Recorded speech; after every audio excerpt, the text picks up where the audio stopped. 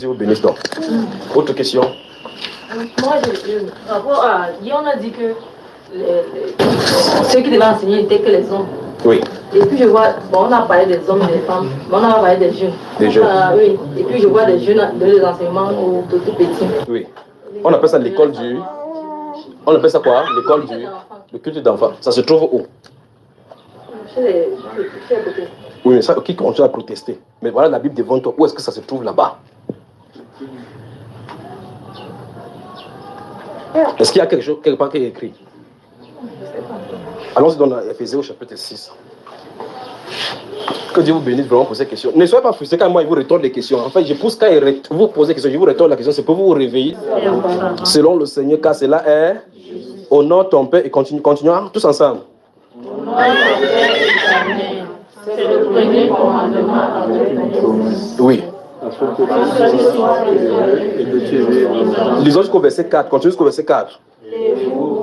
Stop. Vous avez vu cela? C'est la façon que le Saint-Esprit a organisé les choses. Si vous notez également dans le livre des Colossiens au chapitre 3, vous prenez le verset 18 jusqu'au verset 22. Là-bas, vous allez remarquer qu'on parle des femmes. Soyez soumis à vos maris. Et vous, mari. Vous voyez où c'est, n'est-ce pas? Puis on dit que serviteurs, soyez soumis à votre maître, sachant que vous avez le même maître, ainsi de suite. Enfants, faites comme ça.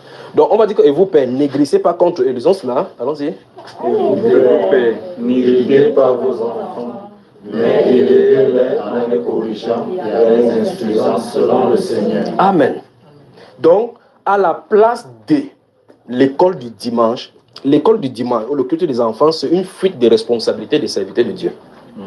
C'est la fuite des responsabilités. On a délégué cette tâche-là. C'est ce que nous disions tout à l'heure là, dans son exemple, en disant que Dieu a un plan, un projet, un corps qu'il veut construire, qui va se manifester sur la terre. Il a donc dispatché les tâches à d'autres. Quand on dit, tu es monitrice de l'école du dimanche, c'est quelle tâche-là dans ce corps-là? Je veux qu'on réponde. Je ne dis pas qu'on a... Ne sait pas, il dit qu'on enseigne de bonnes choses là-bas. C'est pas ça que je parle. Il dit que dans le corps, ça représente quelle place? Le conducteur, comme dans l'exemple que j'ai pris, c'est quand il va dire que je suis chauffeur. Chauffeur, c'est une bonne chose, non? Il porte quelqu'un d'un lieu à l'autre. Qu'est-ce que ça a à voir avec la maison? C'est ça le problème. Vous savez, n'est-ce pas? Donc, alors qu'est-ce que l'apôtre Paul André dit ici, avec tous les autres versets, un pied et autres qu'on va prendre? Dieu a fait de telle enseigne que l'église du Seigneur Jésus-Christ soit la famille. Et dans l'église du Seigneur Jésus-Christ, la prédication est donnée aux personnes.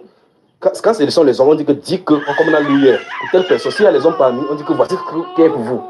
Vous les enfants, voici ce qui est pour vous. Au verset 11, on va commencer à dire que c'est pourquoi prenez toutes les âmes de Dieu afin de pouvoir, parce que nous n'avons pas lutté contre la chair et le sang. Et il n'y a pas un endroit spécial où on va arriver pour dire que sache qu'on a lutté contre, on n'est pas à lutter contre la chair et le sang. Donc, lorsque les enfants sont là, si vous donnez des exhortations aux enfants, donnez des exhortations aux enfants concernant leur vie. Si les jeunes filles sont là, on leur dit ce qu'il faut dire. La Bible dit. C'est maintenant parce qu'on dit qu'il y a le culte des grands, culte des femmes, culte des enfants. Ça, c'est ce qu'on appelle en anglais le man-made. C'est les fabrications humaines. Souvenez-vous de cet exemple. Dieu a un projet, un plan, et il a choisi ses ouvriers. S'il y a un titre qui ne se retrouve pas là-dedans, c'est étranger au corps. J'espère que ça va, n'est-ce pas? Donc, si on t'appelle général de Dieu, archibishop, c'est pour toi, ta famille et ton ministère.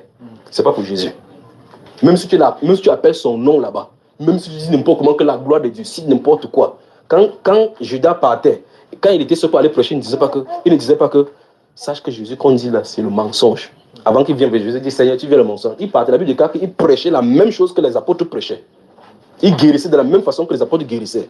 Mais à la fin, il est allé le lieu où il était destiné, ayant prêché ce qui est droit et bien. Ayant fait l'œuvre de Dieu. L'œuvre de Dieu dans sa totalité. Les faux apôtres d'aujourd'hui et les faux généraux aujourd'hui font le faux. Judas faisait le vrai. Donc ce n'est pas le fait qu'on va faire bonnes choses là-bas qui est le problème. Il faut faire les bonnes choses à la manière de Dieu. Donc il faut être ouvrier avec Dieu avant de servir pour Dieu. Vous suivez, n'est-ce pas? Ok. Si vous lisez le livre des Chroniques, j'arrive là, j'ai fini, je viens vers toi. Si vous lisez le livre des Chroniques et des 1 Samuel particulièrement, Israël va être désobéissant sur Saül et sur David. Il prend ces deux personnages-là particulièrement. Et il y avait quelque chose qui représentait la présence de Dieu, l'âge de l'alliance dans laquelle se trouvaient les deux tables de l'alliance, d'accord, des deux commandements. Alors les Philistins vont porter cette arche de l'alliance là, aller avec. David va dire, il y a cela longtemps que l'Arche de l'Éternel ne se trouve pas en Israël. Qu'est-ce qu'on va faire? La Bible déclare qu'il était un conseil avec tous les chefs du peuple. Et il vu que la chèvre parut bon, il a dit que si vous le trouvez bon, allons donc prendre l'Arche de l'Éternel et amener cela, parce que ça fait longtemps qu'il est toujours sous la tente. L'idée est bonne, pas vrai? Parce que l'Arche de l'Éternel doit se retrouver à Jérusalem, parce que Jérusalem est le lieu de son résidence, de sa majesté. Donc l'idée est bonne. Ah. Alors la Bible déclare qu'il a raboté le bois, le plus bon bois comme ça, plus que la mort de notre maman. Mettre les vernis, c'est ça, quand ça passait, le parfum qui était ça, c'était grave. Il a mis donc à l'attelage des bœufs. On a mis l'Arche de l'Éternel là-bas. Donc ils ont effectivement porté l'Arche de l'Éternel, n'est-ce pas? Ils ont mis dans le bateau, pas dans l'âge, dans le chariot. Le bœuf faisait... Ils étaient derrière, chantaient, oh, wassé, oh, wassé. Vous savez les pentecôtistes, David là. Oh, wassé, oh, wassé, oh, Dieu avec nous. Si Dieu est avec nous, qui sera contre nous? Amen. Amen. Le bœuf avançait jusqu'à ce qu'à un moment donné, donc, la roue là est montée sur le caillou. L'arche à l'intérieur a fait... Et un monsieur qu'on appelait Uza. Il a tendu la main qu'il faut que ça tombe. Le feu est sorti, boum, ça l'a brûlé. Dieu en tuant n'a pas dit que s'il meurt, sa femme va faire comment? Son enfant va manger quoi? Ouais, sa maman qui l'a accouché va dire que pourquoi elle est morte et il a tué tout simplement. Dieu tue. Elle ne tue pas. Hein. La Bible déclare qu'il fait mourir et fait vivre. C'est pas ce que la Bible dit. Amen. Il crée l'adversité, c'est pas ça. Il crée les ténèbres, c'est pas ça. C'est le Dieu là. Si on vous a dit que Dieu est bon, j'ai dit qu'il est aussi dévorant. Il est l'agneau et le lion. Le lion, voilà. Alors, dès le départ, le projet d'apporter l'âge est bon, vrai ou faux? C'est normal qu'ils le font ça, vrai ou faux? Ils ont fait le bateau, le bois, c'est bon, non? Mais voici le vrai problème. Le problème, c'est que quand Dieu avait parlé à son serviteur Moïse pour donner l'ordre par rapport à l'âge, il avait dit que chaque fois que ça doit être transporté, ce sont les Lévites uniquement qui doivent le transporter. 1. 2, on doit transporter ça sur les épaules. C'est 4 personnes qui doivent le transporter. Donc David avait une idée bien pour Dieu, mais il a mal fait, parce que c'est pas ce que Dieu avait dit. Vous voyez ça, n'est-ce pas? Donc, si vous voulez faire quelque chose pour Dieu, faites à la manière que Dieu a voulu. Alors, d'où sort donc le col du dimanche? C'est étranger à la Bible, on met ça de côté. La Bible déclare que ces choses-là sont écrites là pour nous servir d'exemple. Donc, vous voyez comment Dieu a fait. Donc, faites attention avec cela. Vous allez dire, mais l'important, c'est de transporter de chez les Philistins ici. Donc, où est le mal? Le mal, c'est que c'est parce que Dieu a dit. Amen. Mais je veux que vous remarquez qu'un homme est mort. Et jusque-là, ça c'est l'Arche de l'Alliance qui est un type même de l'habitation où Christ va venir avec la loi de l'Esprit, la parole manifestant en chair. Maintenant, nous sommes dans la réalité où Christ, le corps n'a pas besoin de faillir. Et on fait n'importe quoi avec le corps de Christ. On bavarde. Vous voyez là où on se trouve? Il y a quoi de mal à cela? Oui, on s'est baptisé. Quand il était petit, on m'a baptisé, on a versé le cela. L'important, c'est qu'il y ait l'eau. Donc c'est toi qui dis ce qui est important pour Dieu. Jésus était fou de quitter la Galilée. Laissez l'eau là-bas pour aller vers Jean parce que Jean le plonge dans l'eau. Mais toi, comme tu es tellement grand, on a versé l'eau sur ma tête. On va toucher le baptême maintenant, d'accord? Ah, vous ne voulez plus parler? Vous ne voulez pas qu'on parle de ça? Ah, mes chers sœurs, bonjour. Bonjour. Voilà. Voilà. On va parler de toutes ces choses-là. Vous êtes obligés de comprendre la vérité. Et par la suite, maintenant, c'est entre vous et Dieu. Donc, ce qui est de la Bible, il n'y a rien qu'on doit y ajouter. Il n'y a rien qu'on doit y retrancher. Si vous voulez faire quelque chose pour Dieu, si ça concerne Dieu, ne pose pas la question, pasteur, qu'est-ce qu'il faut qu'on fasse? Quand le pasteur, vous voyez, le pasteur lui-même s'appelle révérend, il a déjà un problème avec Dieu. Déjà, il a un problème avec Dieu parce qu'il prend la place de Dieu. Il n'y a pas deux révérends, il n'y a pas deux personnes qu'on doit révérer en dehors de Dieu. Quand j'ai un révérend pasteur tel, il dit que oui, c'est moi. Il gonfle le dos, il ne sait pas qu'il est mal barré. Alors, si vous voulez faire quelque chose pour Dieu, la question à faire c'est, qu'est-ce que Dieu dit? Si vous voyez ce que Dieu a dit, c'est comme ça qu'il faut marcher. Même si 1000 personnes marchent dans un autre côté et que ça semble bon pour eux. Dans cet exemple que j'ai pris dans le livre des Chroniques, la Bible déclare que quand ça fait ça, boum, David a dit, il a commencé à rentrer par derrière, comment la façon que l'âge l'a fait là, que ça n'entre pas chez moi. Il a cherché un monsieur là qu'on appelle Obed-Edom. On a dit Obed-Edom, il veut dire que celui qu'on accuse injustement. Donc Obed-Edom. Alors on a dit, allez mettre ça chez Obed-Edom. Quand l'âge est entré là-bas, ça l'a plutôt béni. Il a encore dit que c'est ça Dieu. Là où vous attendez le moins, il fait ce que vous n'attendiez pas. Ici, il a tué, là-bas, il a béni. Voilà. Quand il a commencé à bénir, vous avez dit, merde, c'est sûr qu'il a changé d'idée, il ne tue plus les gens. Alléluia. Il faut maintenant qu'on va l'enlever, on va mettre là où il doit être. Maintenant, il a fait exactement ce que toute personne qui fait l'erreur devant Dieu devrait faire. Il a appelé les sacrificateurs et les lévites. Puis il dit, allons-y d'abord lire maintenant. Et lui, chronique, lisons cela. 1 Chronique, oui.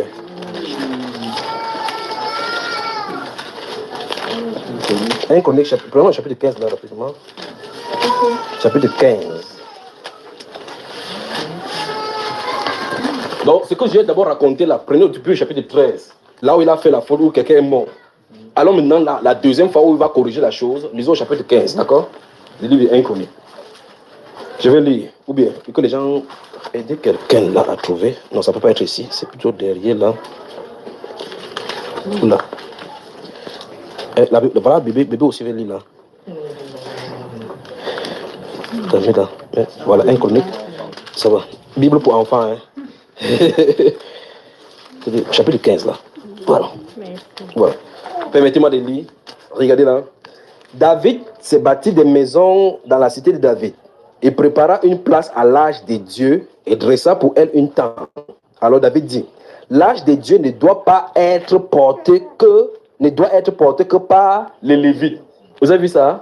Alors, allons au chapitre 13. Allons au chapitre 13 pour que vous voyez le contraire. Vous voyez le contraste entre l'homme qui est en train de parler ici et l'homme qui a fait l'erreur dès le départ. Chapitre 13, verset 1. David tint conseil avec les chefs des milliers et des centaines, avec tous les princes. Et David dit à toute l'assemblée d'Israël, si vous le trouvez bon, et si cela vient de l'Éternel notre Dieu, envoyons de tous côtés vers nos frères qui restent dans toutes les contrées d'Israël, et aussi vers les sacrificateurs et les Lévites, dans les villes où sont leurs banlieues, afin qu'ils se réunissent à nous. Et ramenons auprès de nous l'âge de notre Dieu, car nous ne nous en sommes pas occupés du temps de Saul. Toute l'assemblée décida de faire ainsi, car la chose parut convenable à tout le peuple. Voilà le danger. Donc quand beaucoup de personnes suivent une même voie, posez-vous des questions. Aujourd'hui, oh c'est Dieu, l'important, c'est la Bible. Vérifiez que ce qu'il dit là, c'est vraiment de la Bible. Ici, on continue. David assembla tout Israël, nous sommes au verset 5 là maintenant. David assembla tout Israël depuis le Shikor d'Égypte jusqu'à l'entrée de Hamath pour faire venir de Kirjat-Jearim l'âge des dieux. Et David, avec tout Israël, monta à Baal, à Kirjat-Jearim, qui est à Juda, pour faire monter de là l'âge des dieux, devant laquelle est invoqué le nom de l'Éternel qui réside entre les chérubins. Il mit sur le char neuf, souligné. Vous avez vu cela? Il mit sur un char neuf l'âge des dieux, qu'ils emportaient de la maison d'Abinadab, Uza et Achko. Ils conduisaient le char. Vous avez vu? Donc, ils ont mis ça dans quoi? Dans le char. David et tout Israël dansaient devant Dieu et de toutes leurs forces. Donc, voici le premier pentecôtiste ici. De toutes leurs forces, en chantant et en jouant des harpes, des luttes, des tambourins. Et souvenez-vous, les cantiques qui chantaient, c'était à l'honneur de l'Éternel. Ce sont les psaumes que vous lisez là. Donc, chante, je veux chanter pour Jésus, il est là. Ma soeur, si tu ne danses pas ici, tu danses ailleurs. Si tu n'es pas en règle avec Dieu, ce que tu chantes là, c'est pour toi et ta soeur là qui dansent ailleurs. On dit qu'ils dansaient devant Dieu de toutes leurs forces, en chantant des cantiques de louanges, en frappant les cymbales retentissants. On les appelle aujourd'hui les chorus de l'ambiance. Donc quand vous venez, vous faites l'ambiance. Oh vraiment. Verset 9. Lorsqu'il fut arrivé à l'aide de Kidon, Uza étendit la main pour saisir l'âge parce que les bœufs la faisaient pencher. La colère de l'Éternel s'enflamma contre Uza. L'Éternel le frappa parce qu'il avait étendu la main sur l'âge. Uza mourut là, devant Dieu. Vous avez vu ça? Hein? Devant Dieu. Devant Dieu, c'est devant Dieu qu'il est mort. Et qui l'a frappé? Dieu. Tout toi dire à quelqu'un, fais attention. Le Dieu des miséricordes, le Dieu de toute grâce, le Dieu d'amour est aussi un feu dévorant. Voilà. Avançons maintenant au chapitre 15. Donc vous avez vu comment il a tenu conseil, on a pris sur l'âge. Maintenant, nous sommes au chapitre 15 maintenant. Nous sommes à quel verset? Verset 3. Et David assembla tout Israël à Jérusalem pour faire monter l'âge de l'Éternel à la place qu'il lui avait préparée. David assembla les fils d'Aaron et les Lévites, des fils de Kehat. Bon, on va sauter jusqu'au verset 11. Verset 11 maintenant. David appela les sacrificateurs Tzadok et Abiatar et les Lévites Uriel, Azaja, Joël, Shemaja, Eliel et Abinadab. Verset 12. Écoutez très attentivement. Il leur dit, vous êtes les chefs des familles des Lévites. Sanctifiez-vous, et vous et vos frères, et faites monter à la place que je lui ai préparé l'âge, à la place que je lui ai préparé l'âge de l'Éternel du Dieu d'Israël. Verset 13, il dit, parce que vous n'y étiez pas la première fois, l'Éternel notre Dieu nous a frappés. Écoutez maintenant, écoutez. Car nous ne l'avons pas cherché selon la loi. Amen. Amen. Vous avez vu? Vous avez vu, n'est-ce pas? Ne fermez pas parce qu'on va continuer. La conséquence, c'est que si vous voulez rester à votre position, dites non, je suis protestant. Moi, j'appartiens au full gospel. Il faut vraiment regarder si là-bas, il y a le full gospel. Parce que full gospel, ça veut dire plein évangile. Si c'est le plein évangile qu'on enseigne à l'intérieur, demeure, nage toi-même dedans. Si c'est la moitié de l'évangile, il faut quitter. Si tu es protestant, mon père était protestant, je suis né protestant. S'il a dit là-bas que cesse de protester, cesse de protester. Vous me suivez? David a dit qu'on n'a pas cherché selon la loi. Donc, qu'est-ce que la Bible nous fait comprendre? La Bible nous fait comprendre que chaque fois qu'il y a dérive, il ne faut pas dire que moi j'appartiens à. Moi, il peut faire comme je veux. L'important, c'est de faire ce que Dieu, qu'on arrive. Le moyen par lequel on passe n'est pas important. Pour Dieu, c'est important quand lui l'a ordonné. Quand il a dit que voici comment il faut faire un pas avant de sauter. Tu dis que non, je peux sauter directement. La distance est courte. Saute, tu vas confirmer. Quand tu vas sauter, la vallée va s'ouvrir. Tu dis, donc c'est comme ça. Alors, il dit que parce que vous ne. Regardons, continuons là. Car nous ne l'avons pas cherché selon sa loi. Les sacrificateurs et les Lévites se sanctifiaient pour faire monter l'âge de Dieu, du Dieu d'Israël. Les fils de Lévites portaient l'âge de Dieu sur leur épaule, avec des bas comme Moïse l'avait ordonné d'après la parole de l'Éternel. Voilà comment il avait fait. Donc Dieu avait ordonné que chaque fois que l'âge devait être transporté d'un lieu à un autre, on devait faire passer les barres là-dessus. Deux personnes, comme on porte souvent les choses ici, comme on porte les chefs là. Une personne devait mettre une barre ici, l'autre barre là-bas, une autre personne là-bas, une autre personne. Parce que ça représente les 4 évangiles. Ça représente les 4 bêtes qui sont devant Dieu. Parce que toutes ces choses-là ont des représentations. Quand vous portez, vous mettez sur les barres, vous allez dire effectivement que Dieu pas seulement pour combattre, il ne pas seulement pour combattre. Les 4 là voulaient dire que nous sommes là les surveillants pour garder l'alliance. C'est ce que les 4 bêtes des progrès sont là, ils sont là les gardiens de l'alliance. C'est pour cela qu'Israël, quand il devait se camper en 4, chaque fois à une face, à une autre face, dans les différentes faces, 4 points cardinaux. Ici, le lion de ce côté-ci, le bœuf de l'autre côté, là, l'aigle de l'autre côté, là-bas, la face d'homme de l'autre côté. Voilà pourquoi ce sont les représentations. Donc un être humain vient. Vous dites, l'école du dimanche, qu'est-ce que ça a à voir avec le corps de Christ? C'est quelle représentation? Vous suivez mes frères? Donc si je parle avec le ton du, je suis obligé d'être ferme comme ça. Alors ça veut dire que si la Bible a dit quelque chose, s'il faut dire, on dit à la manière que la Bible a dit et rester dans la Bible comme la Bible a dit. On ne doit pas s'en éloigner. Vous me suivez, n'est-ce pas? Que Dieu vous bénisse. La question.